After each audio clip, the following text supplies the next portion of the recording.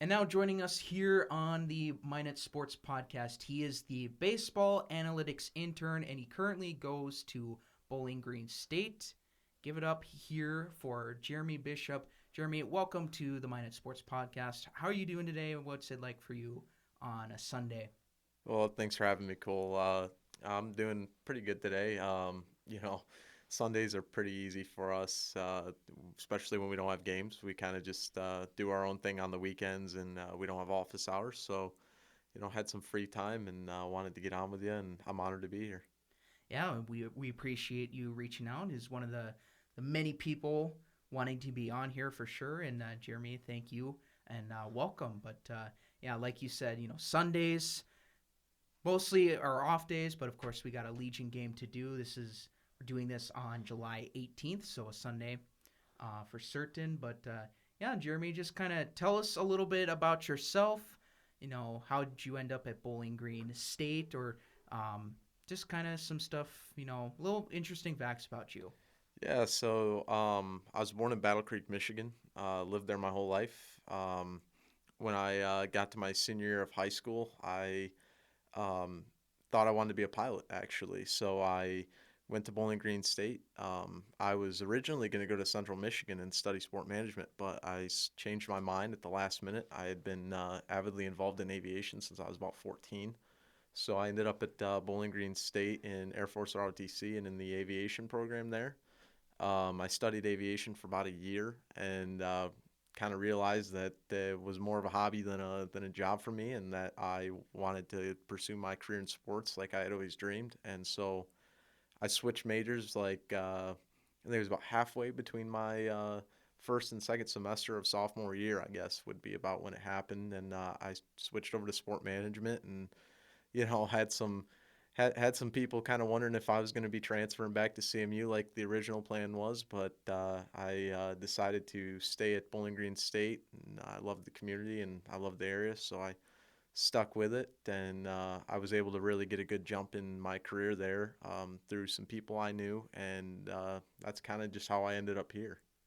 Yeah, and you make a great point there. Sometimes, I've been through it before that we find something that we think we're gonna do, but once we start hitting those roadblocks, it's like, oh man, what do we do about this, or what do I do about this? And then we got to start finding something else. But luckily for you, um, you found that at Bowling Green, and just kind of tell us, the sports community.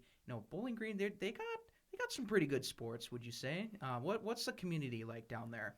Well, the community really rallies behind their athletics. It's a MAC school, it's a Mid American Conference school, so it's not a Power Five, but it's a group, and it they really rally behind their sports down there. Our football team, our basketball team, hockey is just another animal out at Bowling Green State. I mean, they really rally behind their hockey team, and they even support their other teams that aren't typically as successful, but they still make sure that they're well known throughout the community, and they take care of their athletes. And actually, our baseball program it ended up not making it through the cuts during the first part of COVID, and That's the tough. alumni and the community really rallied, and they got the program back, and everybody has really rallied behind supporting that baseball team for the next couple of years. So it's a great community. It's a small town kind of vibes to it. It's very unique, and it's kind of just a little small town in Ohio that their people love athletics, and they love to come out and support them. Oh yes, and anytime you can get a group of people together, the Bowling Green community, I'm getting good vibes. Good to hear that they were able to bring back the baseball team, and really that's really awesome. To kind of be able to when a team's in trouble, you know you got to bring them back somehow. Like it's the community that if they lose something, they're not going to take it lightly, and so I think that's really awesome there. But kind of really tell us, Bowling Green State. What are some, like, you mentioned some of the things like you're majoring in, some of the classroom work. What are some things that Bowling Green has that maybe some people don't know about? Like, describe Bowling Green to us here that live in Minot that may not know about it much. Well, Bowling Green is really unique, and a lot of people they hear voices on ESPN, and they don't actually realize really how much deep history Bowling Green has in athletics. Dan Dockage in ESPN, um, color commentator for basketball, podcast owner, just Dan Dockage was from Bowling Green, and even for the Minot, for the Toros fans around here, Eric Dopp, Toros goalie a Oh couple yeah, years ago, um, good connection. was actually a goalie, was actually our goalie for the past couple years, and just a great guy and a great person to work around, and that's where it really is unique.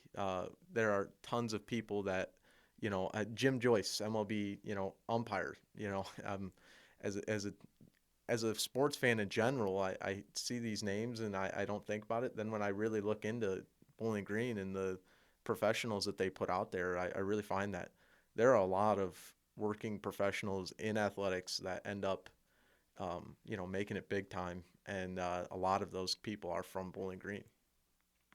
It's amazing that I always tell people, I graduate with certain people in high school, but once we find someone that goes on to do big things, like, and I can, when I see someone that's talented, like, I say to myself, I know they're gonna be on like some music show or some star, whatever it is, gonna be some star somewhere. Like, I can tell, like, they're gonna be there, and we can all say that, hey, we went to school with them, or I know this person, and it's good to have those connections. We always preach connections on this podcast. You mentioning all those key names. What are some? I know you said you saw a baseball player that got drafted by my favorite team, the Colorado Rockies. What are some things that you've been seeing from the Bowling Green landscape? Some athletes in particular that are going on to have the potential to have some success there. Yeah, so we've got a lot of really good athletes that have big time future endeavors in sports later on, and um, I don't want to spit any names because I don't want to make Fair anything point. Yep. personal, but our women's basketball program went from bottom of the MAC to just dominating this year and almost making the big dance, and so we see all these young athletes that really help to change the culture of the program and really have a chance to make it at the next level if they so choose. And credit to Bowling Green State University Athletics for hiring great coaches and great mentors and even great support staff mentors for people like me who I don't play sports, but I work in the athletic department. Credit to them for finding good people to help mentor us and our athletes. Um, you know, just Bowling Green aside, I mean, in the MAC is huge. I mean, really, there are a lot of athletes that make it out of the MAC that just go to all sorts of different levels. Recently, I had the pleasure of working for the Bowling Green State baseball team this year, and I saw quite a few MAC baseball players that were drafted this year, and it was really cool to see at a smaller level. It's not the Michigan States, it's not the big schools, it's not the Michigans or the Alabamas of the world, but at the same time, the dedication to the athletics, the dedication to the support of the athletes really shows because we really do have a good record of putting people into the sports industry, whether it be as an athlete or as a support staff member. They're still the ones that have that determination that we can hang with the big boys, and you hit it spot on there, I think. And I sometimes I'll see some Bowling Green games once in a while, whether it's on ESPN, or I know one time we were prepping to call a Minot State women's hockey game. We, as a Minot State broadcasting department, and we were actually just kind of doing some preview work, going through like some games. What do announcers do? And one of the games that our professor pulled up was Bowling Green hockey versus Notre Dame, and I thought that was pretty cool because they're on a kind of on a national stage. NBCSN, no joke there. NBCSN, pretty big network there, and I see them, football, ESPN. What's that like to be a part of, a program that, like you said, they may not be like a Michigan or Alabama or whatever, but they're still up there, still pretty big into athletics. How is it to be, at that stage, working with those level of athletics? Well, everybody dreams big, and there's absolutely nothing wrong with working at a Michigan State or an Alabama. In fact, that's quite impressive. And but it still, when we do have players that make it big time, or when we do win big games. I remember that series. It was a really good series, and we played Notre Dame very tough. When you see Mid American Conference teams or just smaller schools in general beat bigger teams, it means so much more to the community. It means so much more to the athletes, and it means so much more to just the students that go to that school because it's like a sense of pride.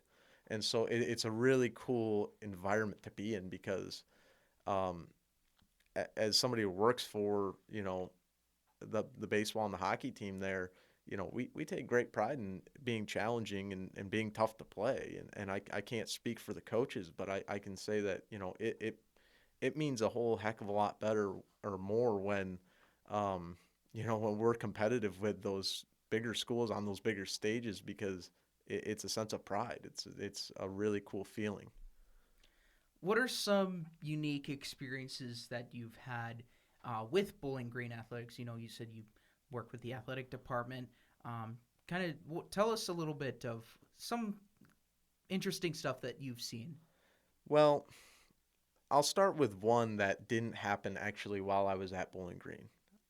It actually happened when I was in high school, back when I was looking into colleges, and I was huge into Central Michigan athletics. I still am. Even though they're, another team in the Mid American Conference, I grew up. Mm-hmm. All my siblings went to Central Michigan. I'm still an avid Central Michigan sports fan. And the first instance I can remember specifically that I'll never forget for the rest of my life was the Central Michigan Oklahoma State game. And I cannot remember the year, but it was my junior year of high school, and I think it was 2016, I believe. I'm not 100% sure, so don't quote me. But Central Michigan actually went into Oklahoma State and beat Oklahoma State on a Dang. Hail Mary pass at the end. Cooper Rush, an amazing game. And I'll never forget that for the rest of my life. But that's just a fun one because obviously there's no personal connection. But, um, you know, I, for Bowling Green State hockey, I could say probably the coolest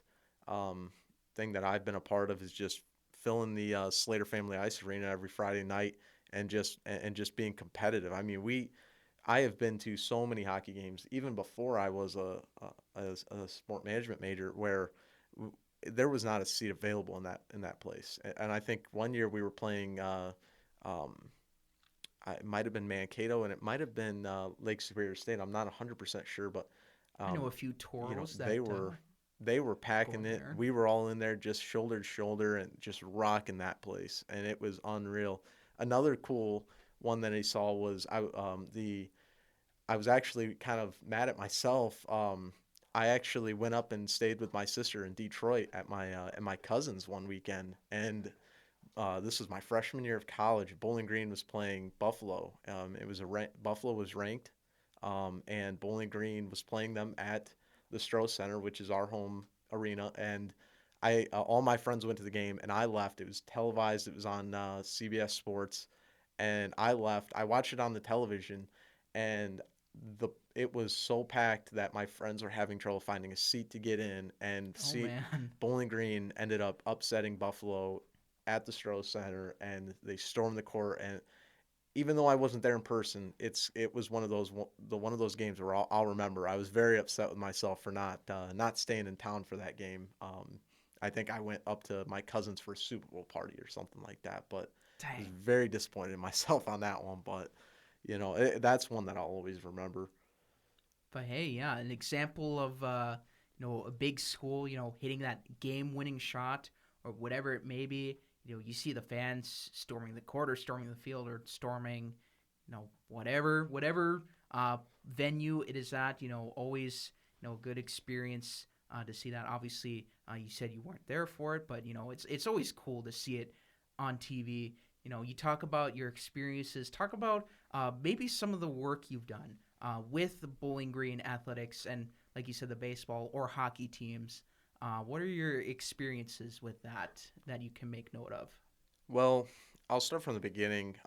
It was about halfway through the first semester of my sophomore year, and I had just switched majors, and a friend of mine had currently been working for the um, BGSU hockey team equipment manager, Scott Jess. He's a great mentor of mine now. At the time, I didn't know who he was. I didn't even know I knew nothing about him. And he heard that he was on internship for the semester, so he came back to hang out with us one weekend, and he heard that I was switching majors, and um, he decided to give me the number of Scoot. We all call him Scoot. His name's Scott. We all call him Scoot. There you He go. gave me his number, and I gave him a call. Um, and I ended up first starting out um, in the in like January of 2020. I started working for the equipment at the equipment office for Bowling Green hockey and baseball, mainly focusing on hockey.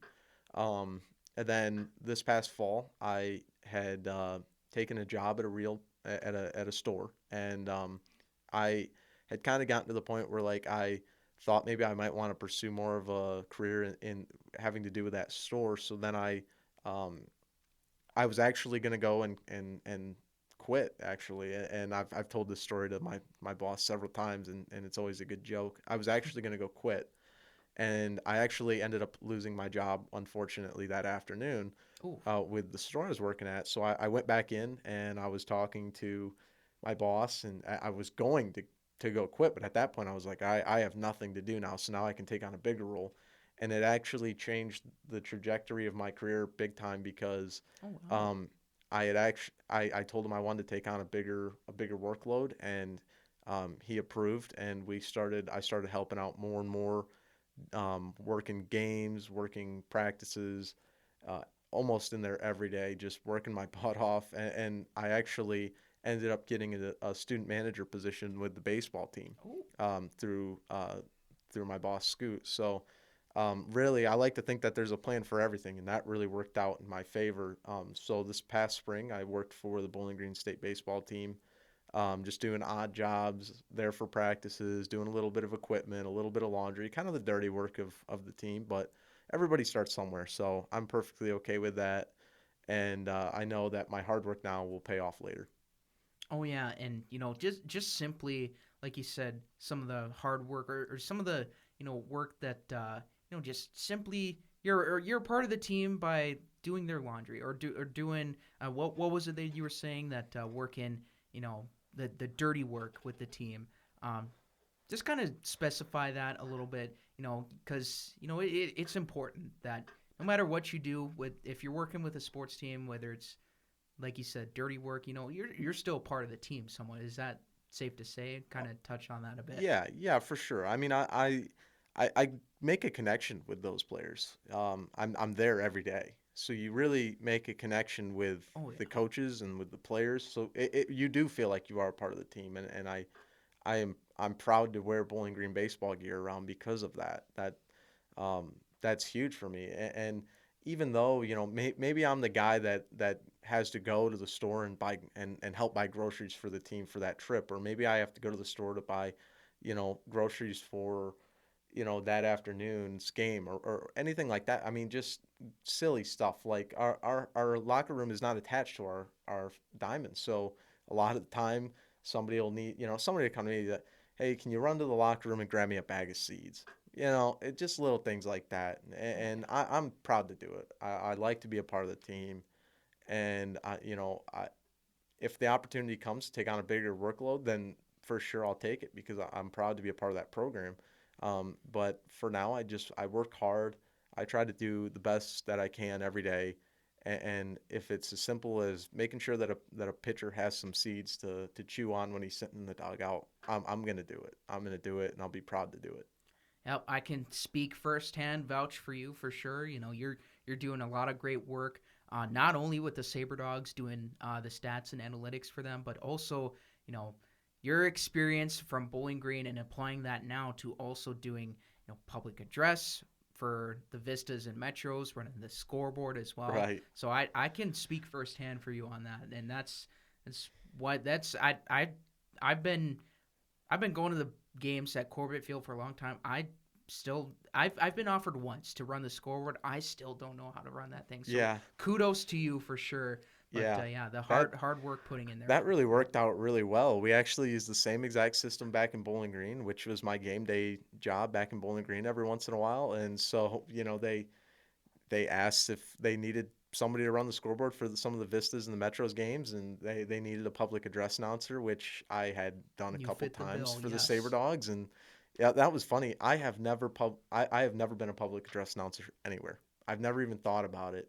And it was just so funny. Our public address announcer happened to not be able to show up for the game that night due to Hmm. some scheduling conflicts, and Jack Gorman just he tapped me on the back and he said you're in. And Awesome. I like to carry out that mentality when working in sports, because you're gonna have to do a lot of things that are out of your comfort zone. You're gonna have to do a lot of things you don't like to do. But in sports, that's just the way you gain your stripes. That's the way you work up and you get better experience. And honestly, you know, public address announcing, I may not be the best at it, and I don't know because I can't hear myself. But you never know when that might come down the road, and that might be beneficial. I think that's one thing we always forget about is that you know we like to do what we like to do, but along the way there's probably most likely there's going to be something that's going to come our way that be like, do I want to do this, or should I just work through it, just and if you do it, it pays off, and you might get something with it. I know my professor, he was big into sports broadcast or the sports and the news, and he wanted to do that, but he originally started off doing like the regular news for a news station, and he ended up liking it. So yeah, I'm with you right Yeah, there. There's a lot of to be had with being having to yeah, sacrifice some things to you know because it's all going to pay off in the end, yeah. obviously. Well, and some of the greatest advice that I've ever been given, not to get off track, but I have to give a lot of my sports knowledge and a lot of I have to say that, my biggest driving force in wanting to be successful in the sports industry has to go back to my dad. I mean, my dad and my grandpa and my brother, they raised me to love sports. I just, it wasn't intentional, but that was the way that we connected. And that was the way that I mean, obviously we connected on other things too. He's my dad. I love him. But, me and my dad call and talk after every Tigers game, or call and talk after every Lions game, or every trade, or every little piece of information that comes out of there. I call and talk to my dad, or I'll text my brother, and unfortunately my grandpa isn't around anymore, but that was the way it was. I mean, at 7 years old, I was, going, running next door to watch football games with my grandpa. It gave me a passion for sports, but on the some of the greatest advice that those people have given me is you take every opportunity that comes to you, no matter whether it's in your field or not, because ultimately you never know when you're going to find your passion. You never know when you're going to find out what you want to do, and you're never going to find out what you're good at unless you try some things and Mhm. fail. So when people, when they came to me and they said they needed a PA guy, I'm like, I've never even thought about it, but I knew I had to take it because you never know, and I actually enjoy doing it, and I hope that the fans Oh enjoy yeah. listening to me. So that's one of the things that my family has always taught me, especially in sports, is to take every opportunity that comes to you, no matter what it is, because you just never know what'll happen, or you never know what result is going to come from that. Absolutely. Great recognition there. Obviously, like we were just touching on, if you won't, if you might have to sacrifice something, but it's going to be worth it in the end. But, Cade Cunningham, I saw you first. I was there with you firsthand during the Legion game. You mentioned how your family essentially raised you into sports, and you called I don't know who you called, but you called somebody once because I had the NBA draft lottery on. The Pistons won that first pick. Your big Detroit guy, and just kind of explain to the fans a little bit about that. Yeah, so we were working I think it was a Metros game. I can't It was remember. it was a Legion game. Yeah, Let's it say was that. a Yep. Legion baseball game, and the draft lottery happened to be on, and I asked Cole to flip it on for me, and we watched it, and I was super pumped. The success of the Pistons maybe hasn't been where everybody wants it, and everybody can remember. Even me, I was 4 or 5 years old when the Pistons won the championship back in 2004, but I still remember that, and I remember the success that the Tigers had, and I can remember the few instances where the Lions had some really good success and made the playoffs, and so Oh yeah. with the current state of Detroit sports, which I believe is on the rise. It was really cool to see the Pistons win the draft lottery, and I don't know who they're going to take. I don't know. I don't care.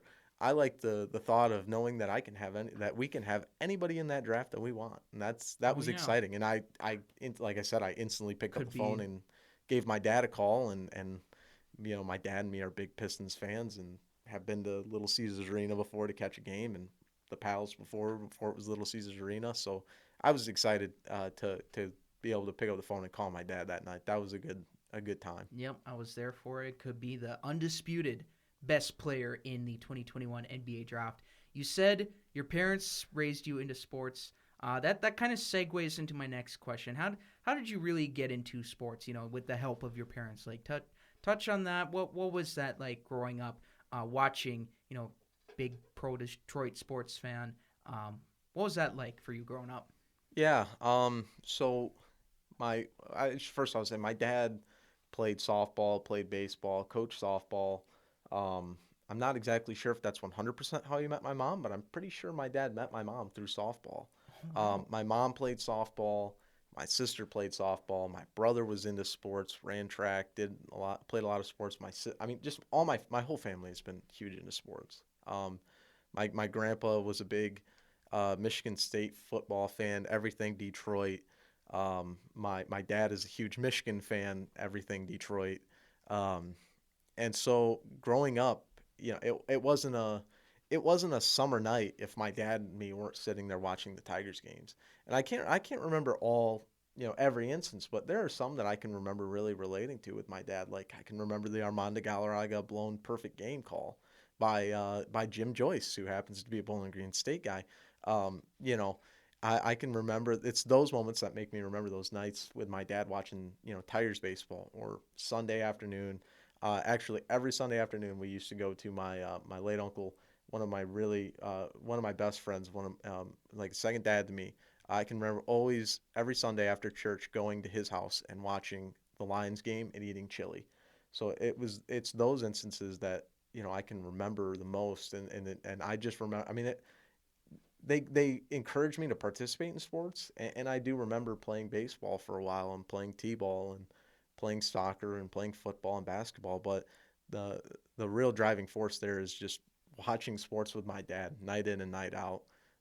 Enjoying that one-on-one time that I have with my dad, and I will honestly say I took that for granted, really, because now I've lived in Bowling Green full time for a year now, and um, I'm not able to watch every game with my dad, and it makes me think like, how much did I really take for granted there? Miss those Because you moments. miss Yeah. those moments where and even like living in Minot for the past 2 months, it's a long way away from home, and it's not the same calling my dad and talking about the game after the game, but it fills the gap. But I will say I miss those moments. Um, that was the driving force of my passion for Detroit sports. I actually ended up being a Michigan State fan, not a Michigan fan like my dad. Sorry, but Oh, that's fine. you Yeah. know, my Hmm.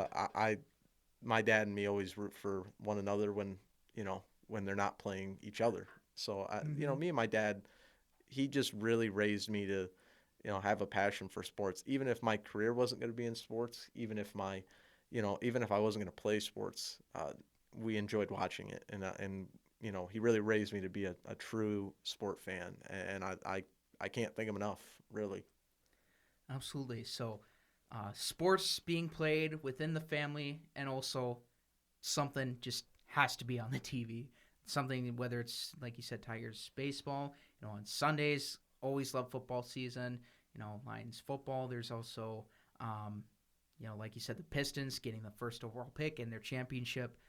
that 1 year, and really, that's it's how we. It's easy to make connections. Just sitting at home, with your family, and it's easy. You can bond over it. It's a big bonding experience, and talking about sports overall, what are some other things that you do, like in your personal life, like maybe some hobbies or some other things that you like to do besides sports, or if it has to do with sports, then what are some other things that you like to do or like to be interested in? Yeah, well, I mean, as far as sports go, I love to golf. Um, I took up golf. Um, I played a little bit when I was younger, but not enough to really become, an avid golfer. But I enjoy golfing about once a week with my friends back in Bowling Green or here in Minot. But outside of sports, I got into hot air ballooning when I was about 7 years old. Thanks to my dad and uncle who were ground crew for hot air balloons for a little bit. I got into that when I was really young, and that's what fueled my aviation passion. So I still, even though I'm not a pilot and I'm not flying hot air balloons, I still love to crew. I make good friends from that, and then just outside of that, just spending time with those friends that I make. That really is my life in a nutshell. Sports and aviation. If there's any good way of putting that, I mean, it is literally what I do, and it's what I Oh yeah. love. Other than that, just spending time with my family, spending time with my friends, making memories with them. That really is what I um, try to do with my spare time. Yeah, and I see what you're saying there too. I actually used to play the violin in orchestra through Minot High. I tried a little bit at Minot State. It didn't work out, but I met some great people, within the music spectrum here in town, and so I can relate to what you did with aviation and now in sports, and Yeah, keep those connections because you never know how much they right. could Well, mean in the future. and as much as my family fueled my, that's funny that you say you're a violin player. As much as my family fueled my love for sports, my family also, fueled my love for music too. Oh wow. I was actually in band from fifth grade until I graduated high school. I was a trombone player, switched to tuba player, switched to baritone player. And my brother-in-law and sister, they're both band teachers out in Michigan back home. And so, I was in band too. I totally forgot about That's that one. awesome. What like you said, you played some of the instruments. Do you remember any songs that you liked? I know I had my fair share. I know we played Pirates of the Caribbean, a little bit of Mozart and whatnot. Did you have any favorite tunes at all? Maybe that you can remember. Um, you know, I can remember playing the national anthem emblem at a concert. I think it was my junior year. Did they That have song that was a for nice high little. school athletics? Did you guys ever do that? Um, For like any high school games, did you guys have the band come out, oh the yeah, pep band yeah, for national anthem or like pregame during warm ups? yeah. So we played. We obviously were there during Friday night football games all the time. But we were also at basketball games. But I can really remember. I actually one of the coolest songs I've ever played was not the national anthem, but the national emblem, and it's a march. And I don't know why, but that song just really Gets you going. it just I don't know that was probably my favorite song to play. I played it in a brass band that I played for outside of school too. And so yeah, that's the one that I specifically remember. But we played so many that I don't really remember. I mean, I remember we did um we did an Elvis show. We did a Bobby Holly Oh, show. I mean, we just did Guardians of the Galaxy. I think was my senior year with some good tunes there. So I mean, I remember some things, but not a whole lot. You know, as my love for aviation and sports grew, unfortunately, my love for band kind of dwindled a little.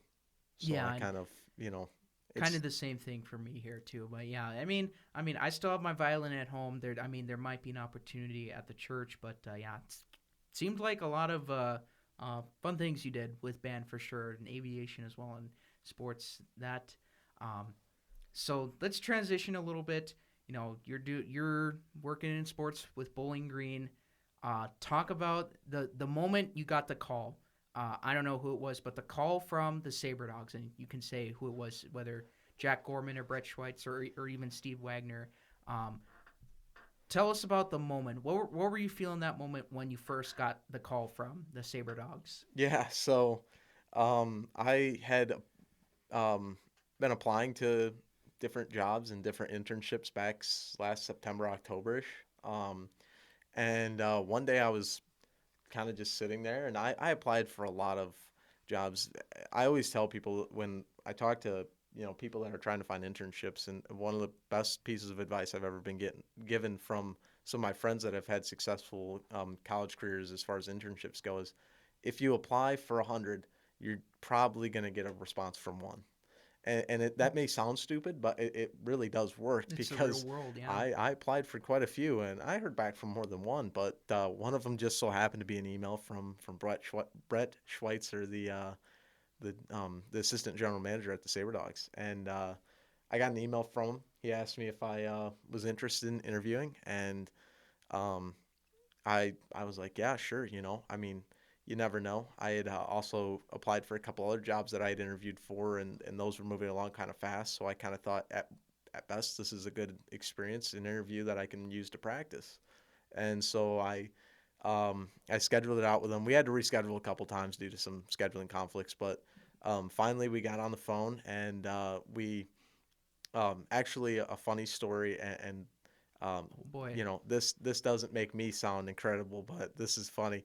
I had actually my phone number is very weird, but four of the numbers is very they're very similar, and so on my resume on the PDF that I had changed a little bit of it before I sent it to Brett. Mm-hmm. And so I on the PDF I had accidentally hit an extra, I think it was a 9. And so the phone number Oh on boy. the resume was wrong. And you never want that to be the case. Oh, yep. Never. And That's tough. unfortunately it was for me. Luckily they were persistent, and after they didn't after the phone call didn't go through, they emailed me and asked me, and I told them that I had made a mistake, and they returned the call, and I think we talked for about an hour. Oh And wow. they asked me what position I was looking at, and I said, really, I'm open to anything. And they said, well, we have a couple ideas, but there's a new position that you might be a good fit for. And I said, you know what, if you guys think I'm the right fit for that, I will gladly take that. So I we hung up the phone. I felt very confident, and then a couple weeks later it was actually Thanksgiving because of COVID. My family couldn't gather for Thanksgiving, and I had been in a college setting, so I didn't want to go home for Thanksgiving because I didn't want to endanger any of my family. Mm-hmm. No matter what your opinion is, if I Safe. love my Yep. family, I want to be safe. Understood. I Yes. stayed at Bowling Green, and I went to a friend of mine's family for Thanksgiving, and I also had to work Black Friday at the store I was working Oh. at the time, so Ooh. I really couldn't go home anyways. But I went.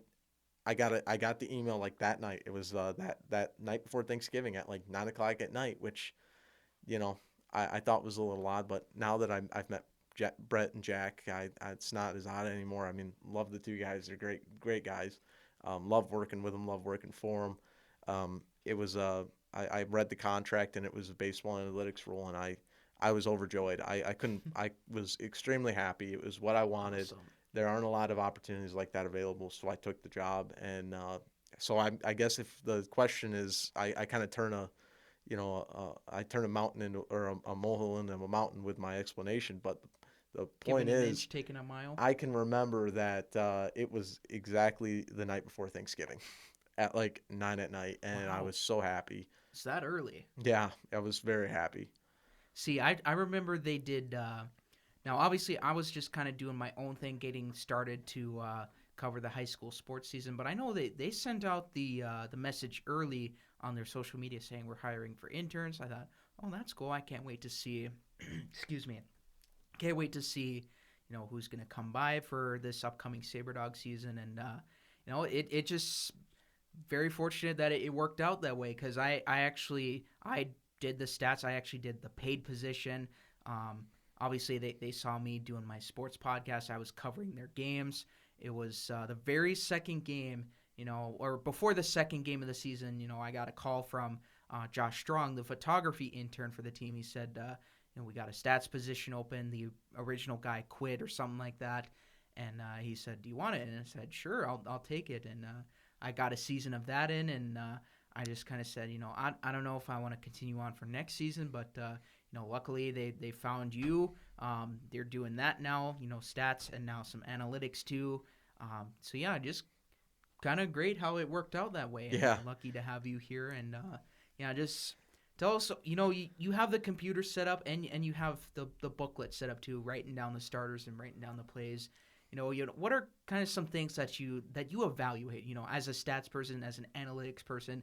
Is I just did a bunch of clicking. Like that's all I did on the computer that was given to me. I just clicked whatever it was, and I was like, okay, yep, this looks right. This looks hopefully correct. And I didn't do much evaluating. What do you do? What do you see as you do the stats, not only for the Sabre Dogs on the computer, but what kind of some evaluations do you make yourself, and to Well, kind of help the team, I guess? yeah. So first off, I think it's actually funny that you mentioned that because we were, I remember when the Sabre Dogs posted my like intern signing post on Instagram. I remember like it didn't get too many likes, which is okay. It's Mm-hmm. okay. But I remember one of them was the Minot Sports Podcast. I That was actually me. Yep. do remember seeing that like, and I was like, that's kind of cool. That's kind of hype. And it was really cool because I'm out here. I met you, and now I'm on your podcast. So that's a good, kind of a cool story. But Oh yeah. really, the thing about an internship is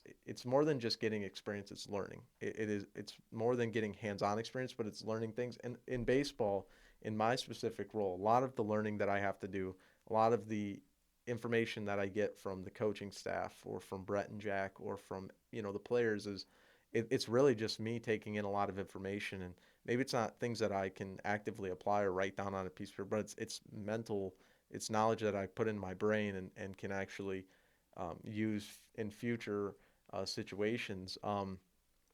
So a lot of the things that I like to monitor throughout the game is defensive alignment, seeing how we're playing different guys, and seeing you know where we're shifting our infield or where we're shifting our outfield. Because even though maybe I don't know that player at bat specifically and I don't know his tendencies, I can get a good knowledge on his tendencies, especially the first time around when we were playing teams like the first time.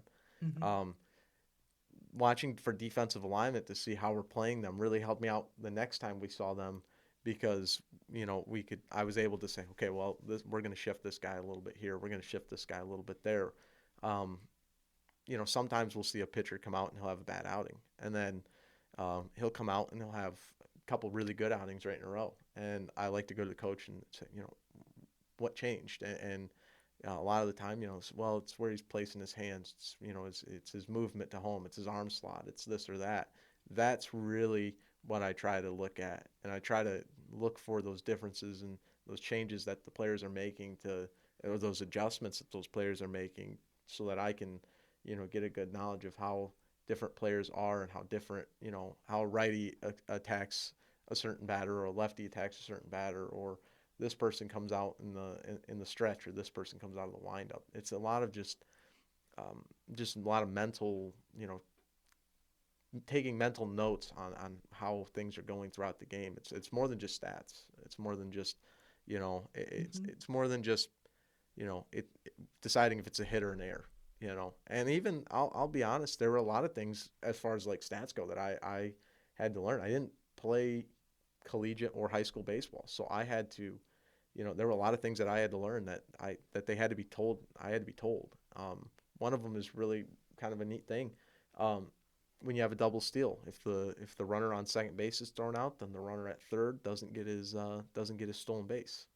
Things like that are little bits and pieces. Or one that's come up actually twice this year, which is really weird because you barely ever see this, is when you have a runner at first and he takes off on the pitch and the batter hits it, and he hits the guy running the bases, or that hits the base runner, and it isn't out and it's a dead Yep. ball. But I actually didn't know that if that ball is going to make it into the outfield, if it's hit directly to him, it isn't out, it's not a hit. But if it's hit to the gap, then it would actually be a hit, even though an out was recorded. Just a lot of little things that I'm learning, and I'm learning by instruction, and I'm also learning by keeping mental notes during the game. Oh yeah, and I I started this podcast January of 2020, And to this day, I'm still learning some basic rules to like, wrestling, and I had to learn about baseball a little bit too, but like wrestling, baseball, heck, even some a little bit in softball, even. Um, yeah, but that doing that stats book on the computer, that kind of helped me out a little bit with some of the basic stats. And you know, early in the season, when the team was just getting together for that first game, the chemistry probably isn't quite there yet. It's easy for me and it's easy for the fans, to criticize or to see that, the throw to first base, probably wasn't as clean, or this play wasn't as clean. And but to get a insight from you, straight insight from you on that, as being the analytics intern, it's great to have extra set of eyes, an extra mind, an extra opinion of, hey, we should do this, we should do that, and then I think that's great for the team, for you to have there for the team, certainly, and really just kind of tell us, with that, talk about some of the Sabre Dogs life you've had this summer. Hanging out with all the other interns, or even just during game day, enjoying the full experience. What's that like for you? Yeah. So I came out in it was May 15th actually. I was extremely fortunate to have my dad. My dad came out with me. He drove out, stretched to a 20-hour drive, stopped in Minneapolis for a night, stayed in St. Paul right there, then drove the rest of it the next day. We got out here, and the first thing I thought when I got out here, I drove in on the south part of town, and you know, not to get me confused, I love the town. This town is Mm-hmm. is really incredible. I mean, the history that this town has, the talking about the flood, talking about things like the history that this town has, and the a lot of the things that this town has overcome. It's really just an amazing town. The community is great, and at first, when I first came in, I thought I came in over on the I want to say what be the I think it's the northeast part of town, over by Mm-hmm. where the ballpark is, where the office is, and where the fairgrounds are. And I really like seeing this area, and I'm like, this is the town. Like this might not be as fun as I thought. And then I remember stopping at the hotel me and my dad were staying at that night, and then we drove in and we saw the rest of the town. And I thought, this town is pretty cool. This is pretty cool. Um, and I've enjoyed living in Minot. I enjoy my host family. She's a very nice lady, takes care of me and my roommate Gunner. She's extremely helpful. Uh, Takes us out to her family farm, introduced us to her whole family, really taken us in. And as far as all the other interns go, really, we pretty much live together. I mean, even though we don't technically live together, like we pretty much live together. I mean, we are always together. We don't, when we first came out here, Even none of outside the us, ballpark. yeah, Yep. none of us had been here before. So the only people we knew were each other.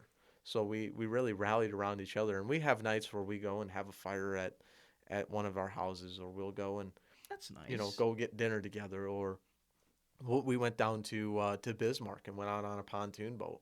We just, intern life is hard. It's long hours, but it is rewarding, and you make friendships. And really, the interns that I have worked with this summer, each one has taught me something a little bit different, and each one has taught me something not only about their lives but about my life, and how I go about my business. And I've gotten to know every one of them so incredibly well, and I am not looking forward to leaving Minot in what would be under a month now. I'm not looking forward to it because I love the people I work with. I love this ball club, Making some great memories. and, Yeah. and yeah, and a lot of those memories comes from just winning ball games at the ballpark. I mean, we are an incredible team this year, and I'm looking forward to see how far we can go here in the next month. And the truth is, Jeremy, is that you guys are here. That this we I haven't mentioned this on my podcast yet. I will probably in the next episode. I do some of my own insight, but this is probably the best Sabre Dog season we are witnessing currently, and they clinched a playoff spot already. With how the Right. format is this year for the Expedition League standings and the playoffs. You guys are in the middle of probably the Sabre Dogs best season in history. I know they've only been around for 4 years, but that's pretty special group to be a part of. What are some how do you feel to be kind of a part of that situation? Just not just a team, but also being with a great group of interns like that. Well, the the team we have sets the bar very high, and they are incredible players from different levels of college baseball. And we've got some returners and we've got some first time guys, and we've really been able to string together some really good ball games. One of the things that I was always kind of told from the coach I worked for back in Bowling Green is, you want to get ahead in every facet of a baseball game. If you're a pitcher, you want to get an 0-1 count or an 0-2 count. If you're a batter, you want to get in a 1-0 count or a 2-0 count or whatever it may be. You want to be the first on the scoreboard. You want, you want to win every facet of the ball game, because ultimately the person that wins the most at the end will come out victorious. And this team finds ways to get it done. There was a ball game a couple weeks ago against the Big Sticks that got rained out in the fifth inning, and I Oh thought, yeah, that was man, tough. like we are an incredibly we are offensively a juggernaut as far as this league Gifted, goes, yeah. and we have the ability to score a lot of runs late, and not be able to get 9 innings in is huge. And Hence some of the especially, walk-offs. yeah, I mean, we had walk-offs where we were losing for a portion of the game, and we came back in the later innings and found a way to win. And when you get taken out of the ball game like that, it's tough. And our pitching has been incredible as well. Our pitching has, we've made adjustments, but we've gotten better, and that's really what these leagues are about, is getting better. And I think every one of these players will leave here pleased with how the season went, pleased with their development, and the Oh information yeah. that they're getting from the coaching staff. And I truly think that some of these guys will leave here and be friends for a long time. I know I have made some friends with the players, and I hope to see them be successful, because they're really a good group of guys. And these interns are the same way. I hope every one of those interns is so successful. I mean, Oh yeah. because they are just good human beings, and it's just a great feeling to be a part of a winning environment, and be able to spend that time with players and interns and coaches and front office staff that have a passion for baseball, have a passion for winning, and it's all paying off. Oh yeah. You said it. It's spot on. Better to be not the pure trappers. I mean, I don't want to take shots, but yeah, the winning definitely helps.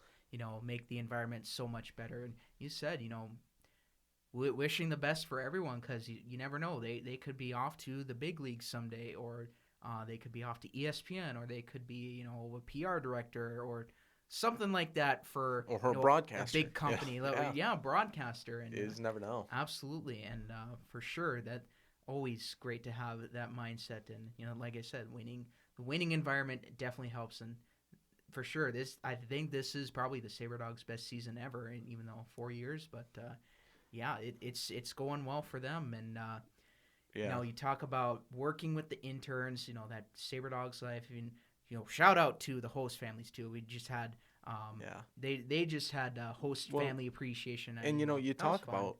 about this might be the best Saber Dogs team you guys have seen so far. Well, this league's only 4 years old, Oh yeah. and Hmm. so it sets the bar for the Saber Dogs. It says the bar's this high. Now the next year we're aiming to be this good Aim and be higher. better, and that bar continues to raise every year. And I've witnessed that being around a Northwoods League team my whole life too. I've there's a Northwoods League team 20 minutes from where I live, and 20 minutes the other way, and so they're those teams, as they get more successful, the bar keeps getting raised higher, and they just always seem to find a way to outdo themselves. And Hmm. I truly think there are really bright days ahead for the Saber Dogs. Oh yeah, and we still have a second half of the season to go yet still, so we'll see. Fingers crossed. Obviously, they still clinched a playoff spot, but fingers That crossed always they helps. can they That can always helps. keep it going. Yes, for sure. But yeah, you were saying. I think you said before. Well, let's touch on the Northwoods League for a second, because you said your hometown has a team, right? Correct. Yes. Yep, Yep. Northwoods League. Did you do some work there? Talk about experience with that, if you have any. So I helped out at some Bombers games here or there. My sister worked for the Battle Creek Bombers. The Bombers, which are they're the Battle Creek Bombers. They're a Northwoods League team. They actually started out as a single A affiliate for, I want to say, the Houston Astros at one point, and Oh then I wow. believe they were the they were with the Yankees at one point. They were the Battle Creek Yankees for a minute, and then they went and they were the Battle Creek Battle Cats, which um, then moved. That was a single A for the Dodgers, which moved to Midland, Michigan, and actually became what is known now as the Great Lakes Loons. And so, I grew up around that environment. But then it switched to a Northwoods League team in the Bombers, and I've done a little bit of work helping out there. I've been a huge Bombers fan. I've gone to Bombers games, ever since I was little. My sister worked there, so I had a chance to help out and to really get some insight into what those kind of teams are like. And that's really what, made me excited to come out here and help out at a Summerwood Bat League because, like, I saw the environment. I knew what I was getting into, and I knew I wanted to be a part of it. Absolutely.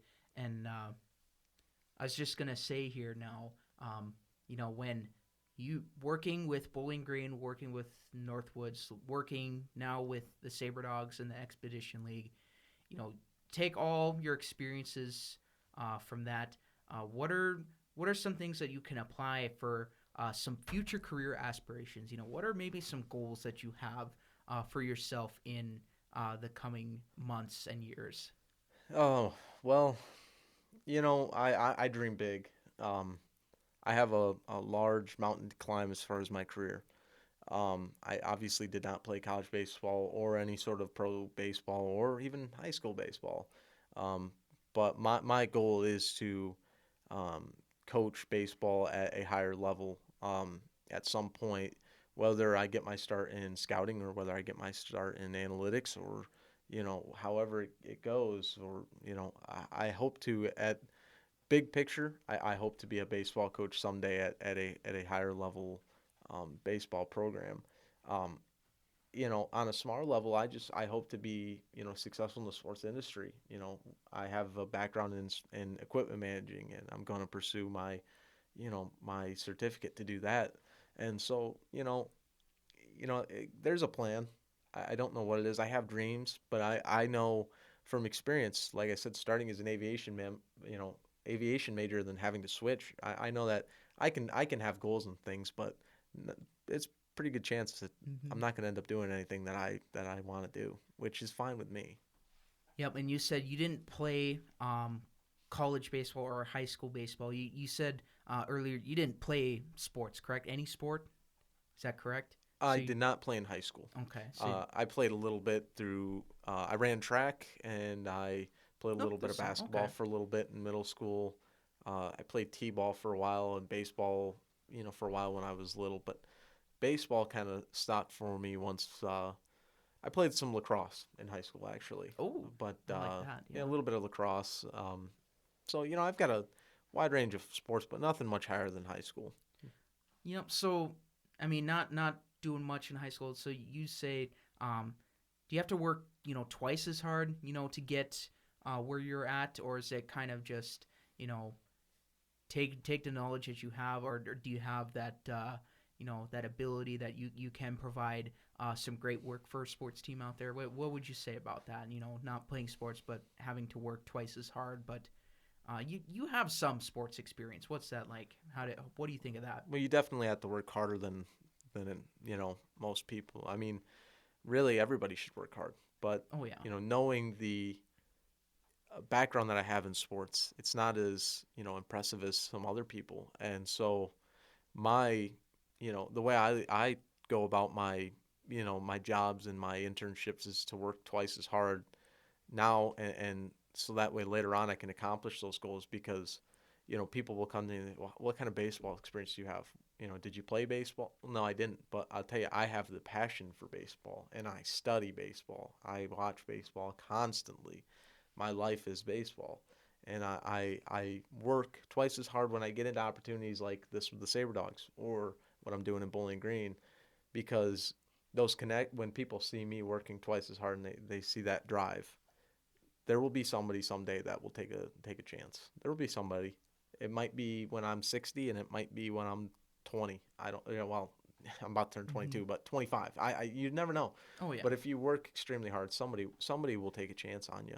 And I don't like I said, I don't know whether that'll be in scouting or whether that will be in baseball operations or what, but or even equipment managing. But Oh yeah. I'm going to work as hard as I can, if not twice as hard, so that I can, you know, I can end up making it at some level somewhere someday, because that's what my passion is, and I would be doing myself a disservice if I didn't.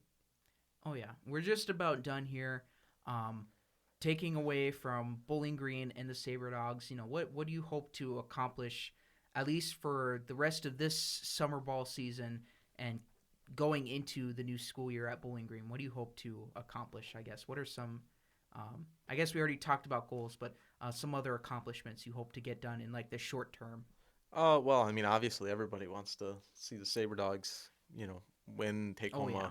take home a title at the end of the year, and I'd love to see that. I'd love to be a part of that. Really, first the rest of the summer, it's just really getting as much knowledge as I can here in the next 3 weeks while I'm here, making as many memories with the players, with the coaches, with the front office staff, with other interns, with just civilians that I meet like you, Cole. Just Mm-hmm. make as many memories as I can, gain as much information as I can, and then take it home and apply it to what I'm going to be doing for the baseball team. As far as when I get back to school, obviously everybody wants to have better grades, or those are some short-term goals, but really, I'm hoping to take on a bigger role with what I do for, the hockey team as far as equipment goes, and taking on a bigger role and gaining more information from Coach Halleck and those guys out there in Bowling Green, and really continuing to better myself, because come next May, I'll have to go get a big boy job, and I'll have to Oh venture boy. out into the real world and see what that has to offer. Yep, and yeah, got to be on your toes when that reality hits. But yeah, last thing here before we head off, we were just touching on professional sports in Detroit earlier. We were just talking to Greg Spencer about his teams out in Atlanta with the Hawks and Falcons. Not much of a Braves fan, but he'll probably pay attention once in a while. But you're a big Detroit sports guy. What are some insight?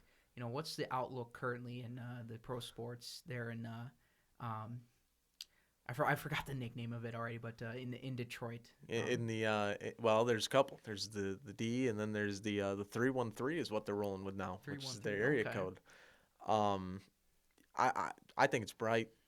I think it's bright. Not to get into too many details, but I mean, I think that we've got a good group of coaches. We've got a good group of young players in the Tiger system. We got a good group of players in the Red Wing system, and I think the future in Detroit sports is extremely bright. I think if you're other teams, I'd be kind of nervous to play the Tigers here in the next couple of years. I think we're heading somewhere. I've said that before, but I think we'll get there eventually, and I'm Oh yeah. excited. I'm excited to have those, to see that and experience that with my dad again. I can remember back in 2012 when the Tigers went to the World Series. One of the coolest memories was watching Prince Fielder jump around on the first base line, as he's calling everybody off to make that big catch, and he makes the catch. And I just remember me and my dad were sitting there just hands in the air, just having a good time because we made it to the World Series. And I think the Tigers and the Red Wings and the Lions and the Pistons, and I think they are heading in the right direction. I don't want to make too many claims, but Mm-hmm. I'm excited for the future. That is for sure. Yep. I don't know if rebuilding is the right term for all the teams, but if definitely if you do. If you're a team of a rebuilding team, they do have a sense of direction. I've heard something. I was actually listening to some of my favorite pro sports radio stations down in Denver.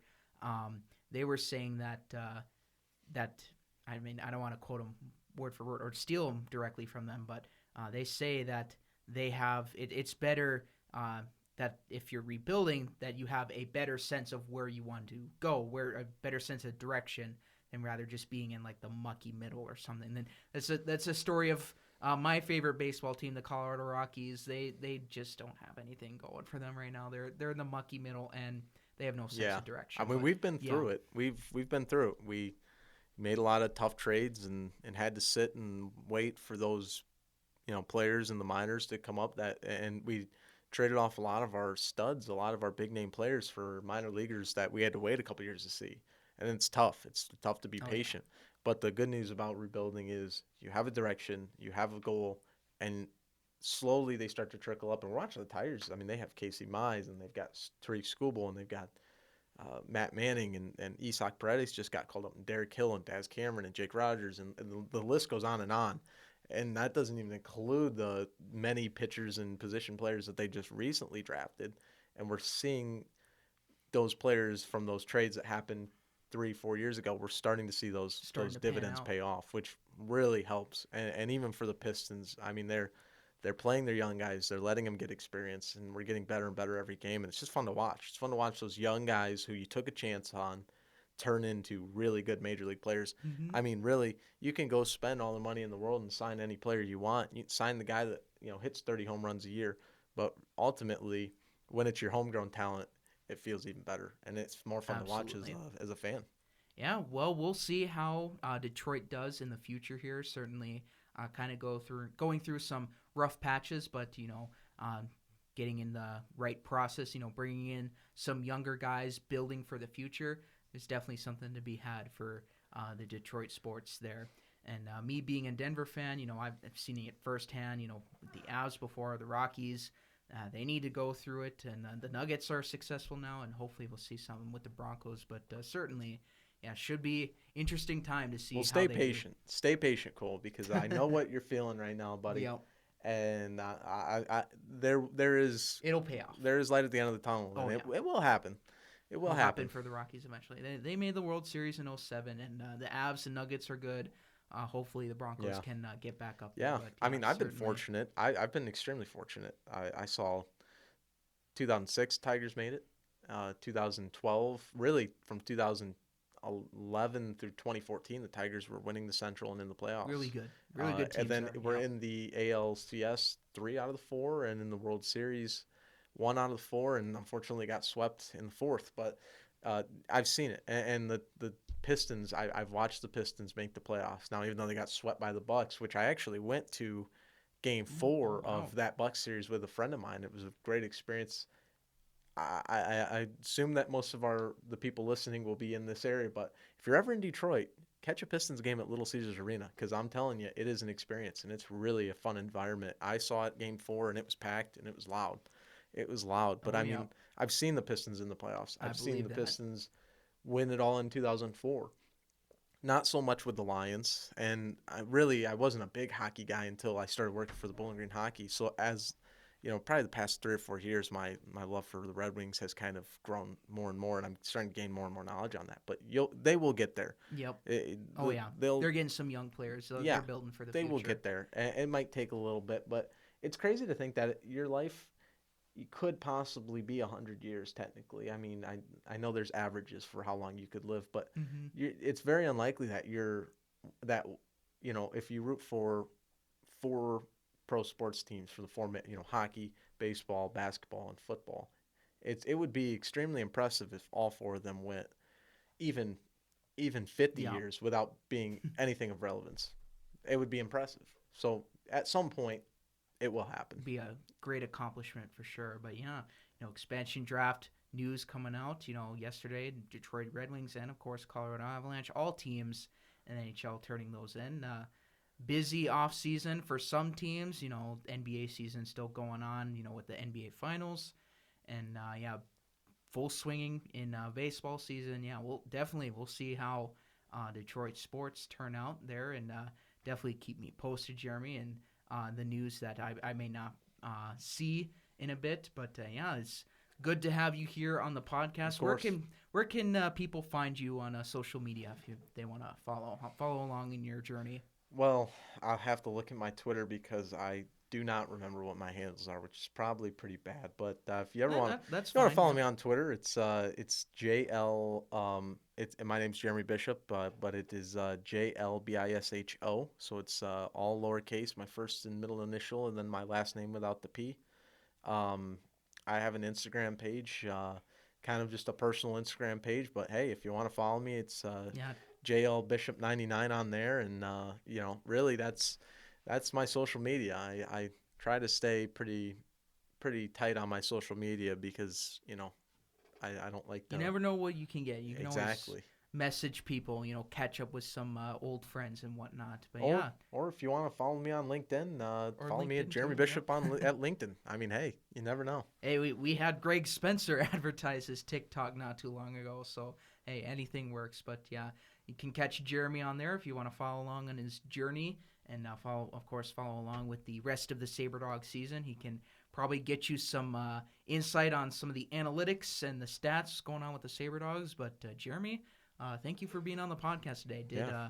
Talked a lot of great stuff and a lot of just Minot sports, Well, Detroit I sports appreciate too, it. pro I sports, appreciate yeah. it. And you'll have to give me a call in the winter or in the spring, and we'll have to do it again. Absolutely, We'll yeah. have to do it again. Podcast is always open. We welcomed Greg for a second visit, hopefully in the future, and definitely for you as well, for anyone. And for any of the other Sabre Dogs interns, I know we're probably love to have Max Tanzer in here soon. We're probably going to get him when he comes back to town.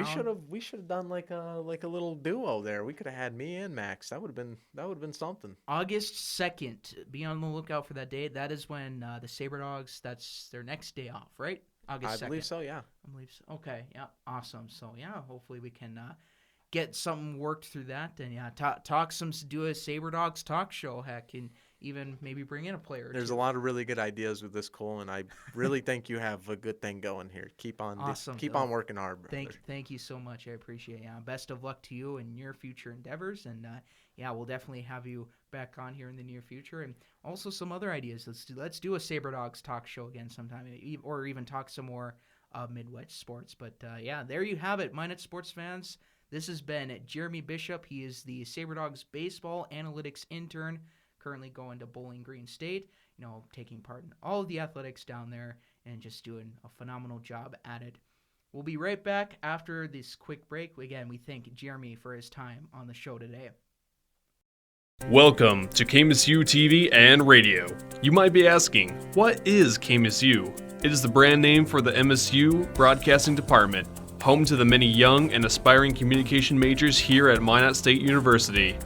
When joining KMSU, there will be many different opportunities to get involved. Students will get a hands-on learning experience in lots of future career fields, like the production of content, being a leader in public relations, operating social media, or even writing and journalism. KMSU is also home to the local public access channel, where students can produce the weekly campus TV show and talk on live radio. From us here at KMSU, we hope to see you along the way. And with that, Minot sports fans, you just heard Jeremy Bishop. He is an analytics/stats intern for the Souris Valley Sabre Dogs. Very gracious to have him in the studios, talking not only Sabre Dogs, but all sorts of unique topics like his journey, talking about Midwest sports, like with the Detroit, comparing that to my teams in Colorado. Overall, it was just a great time that we had with Jeremy. So again, we thank him for being on here, and we're definitely going to have him back on the podcast here pretty soon. And so that will be the end of this episode. This has been, I guess I didn't really do an intro, but this was the 2021 Summer Series episode 3. We are just trucking along here already into August. Man, time is flying like crazy, but hopefully I'll get back into some more sports talk. We're going to recap some Minot Storm, Legion Baseball, and Sabre Dogs, of course, all in the next episode. We prep also for the upcoming high school season. Both that said, Minot sports fans, thank you for tuning in, and of course, thank you to Jeremy Bishop once again. Go ahead and check out our sponsors on social media. We thank them for all that they do for the podcast. Joshua Strong and Peyton Bartsch Photography. Find them on Instagram and Twitter. And KMSU TV and radio, also on Instagram, Twitter, Facebook, and YouTube. Be sure to follow the podcast. Also, you can see the handles on the screen. Again, thank you, Minot sports fans. I'll talk to you next time. Stay safe and healthy as always, and take care.